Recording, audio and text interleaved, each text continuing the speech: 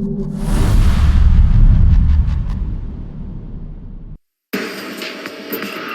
is the time for mankind to stand up for the future! Hey! Hail Zeon! In one possible future, humanity moves its rapidly growing population to giant orbiting space colonies around the Earth. The furthest of these colonies, called Side 3, declare themselves the Principality of Zeon and launch a war of independence against the Earth Federation that they would ultimately lose in the end. It was in this war where we saw the development of humanoid mechs called mobile suits. These new war machines were what helped to determine the outcome of the war. After the one-year war, a group called the Moore Brotherhood funds the development of the Atlas Gundam and incorporate technology from Zeon. The Atlas Gundam has a spinal cord frame that helps give it an additional boost in flexibility, and unlike most mobile suits, it does not have a backpack or jetpack on its back. Instead, its thrusters are located on its legs, as well as an additional limb on each side.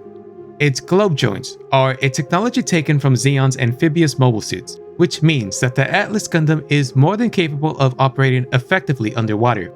And when not in water, it also possesses impressive mid-air mobility. For offense, it comes with a powerful railgun that is capable of destroying most heavily armed mobile suits of its time with a single shot. This bad boy also comes with an assault rifle as a secondary weapon, beam sabers for close-range combat, and let us not forget that even its large shield can be used offensively. It can fight on land, in the air, and even underwater, meaning that nowhere is safe from it.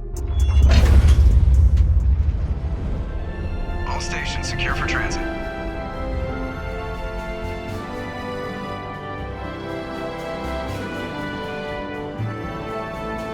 And another possible future for mankind, humans discover ancient alien data archives on Mars and use that knowledge to develop advanced technology that allows us to venture off to distant stars. To travel even further across the Milky Way galaxy, we also learned the existence of mass relays to travel many times faster than the speed of light. Soon after, we encounter advanced civilizations and join a galactic community that is sometimes somewhat peaceful, and other times not so much. This is what takes place in Mass Effect, a third-person sci-fi RPG dating simulator where you occasionally get to shoot and blow stuff up. In this timeline, there are no Gundam-style mechs, since technology is more advanced, and some of the weapons could probably rip through Gundanium alloy pretty easily. Add the fact that Minovsky particles, which interfere with long-range missiles in Gundam, probably wouldn't be all that effective in disrupting radar and guidance systems of the military forces belonging to the Citadel Council races and other Milky Way civilizations. So, okay, no mobile suits. However, there is at least one mech that we know of. Its name just so happens to also be the Atlas, and it was used most effectively by the human terrorist group known as Cerberus. The Atlas has one cannon and one missile launcher on one arm, and a claw on the other. It's slow and bulky, with a really slow turn rate. Against other mechanized vehicles of its time, it likely wouldn't do so well. It was primarily used as an anti-infantry unit, and was also able to drop down from orbit with no additional equipment needed, which fit more or less perfectly into Cerberus's battle plans, as they never had the numbers to sustain a long and heavy fight. Shock and terror and deception were what Cerberus did best. It was also significantly smaller than a mobile suit. Although the Cerberus Atlas comes from a more advanced timeline, the Atlas Gundam could have easily outmaneuvered it, or I guess maybe just step on it. So how can it possibly be stronger than a Gundam? Well, you see, the Mass Effect Atlas outclasses the Gundam in one specific way. It can actually go deeper underwater with no real problems. Now, in Gundam Thunderbolt, we don't know how deep the Atlas Gundam goes underwater, but given the fact that it takes a relatively short amount of time before its armor begins to break down, once it starts to sink, it seems that although the Atlas Gundam is able to operate well underwater, it doesn't seem like it can go all that deep. Now, as for the Atlas in Mass Effect, we actually do get to see how deep it can go underwater. In the Leviathan DLC, Commander Shepard takes it to over 3,000 meters underwater. We can even see it displayed in the cockpit. At such a depth, the atmospheric pressure would be 300 times greater than what we feel on the surface, or 4,000 pounds per square inch. You may still be wondering how deep 3,000 meters actually is.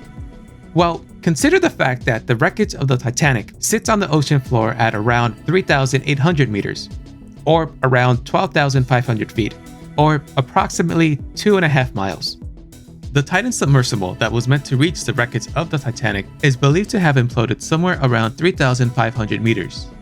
With what we know of the Titanic and the depth at which it sits, we can get a rough idea of how deep the Atlas Gundam was, or was not, once its armor began to break down. To reach the wreckage of the Titanic, it takes around 2.5 hours, and E.O. Fleming in the Atlas Gundam didn't seem to be sinking for that long, a few minutes at best. To be fair though, we should also take into consideration the damage that Atlas Gundam sustained during its fight against the enemy mobile armor in the Antarctic Circle, which all could have contributed to its armor giving way to the underwater pressure. As for how deep the Atlas Gundam could have sunk to, the ocean depth around Antarctica ranges between 4,000 to 5,000 meters in most places. However, there is a part around southern Antarctica where the ocean floor goes as deep as around 7,236 meters. But considering the fact that Bianca was able to save E.O. Fleming in an even more heavily damaged gun cannon Aqua, I doubt that it was in this area. Now, we do also see mobile suits underwater in Gundam Wing, where the Gundam 01 is discovered after it was shot down on re-entry. Unfortunately, we never learned how deep the ocean floor was where it was discovered. And I'm just going to take a guess here and assume that it was nowhere near 3,000 meters, especially taking into account the fact that Duo was able to return it to the surface with his own Gundam alone and no additional equipment. 3,000 is not 4,000, but it's still pretty deep.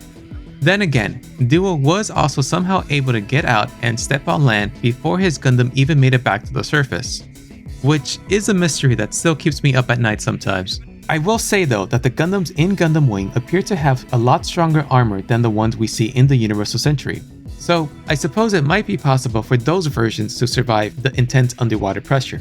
As for the Atlas in Mass Effect, when modified for deep sea diving, like we see in the Leviathan DLC, it can go below 3,000 meters and possibly 4,000, since 3,000 only looks to be its recommended safety limit.